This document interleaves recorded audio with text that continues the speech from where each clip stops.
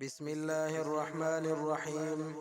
إن الذين بشكا وكسان يكتمون چپټوي ما انزلنا هغه څه چې نازل کړي دي مون من البينات ذكر دليلنا والهدى او د هدايتنا من بعد ما بيناه پس د دینا چې بیان کړي دي مونږ للناس خلق ته په کتاب په کتاب کې اولئک دا خلق لعنهم الله چې لعنت کوي په دوی باندې الله تعالی ويلعنهم اللاعنون ولعنت پر کوي لعنت کوونکی الا الذين مگر هغه کسان تابو چې توبه او استلا واصلحوا وعمل خپل سم کړو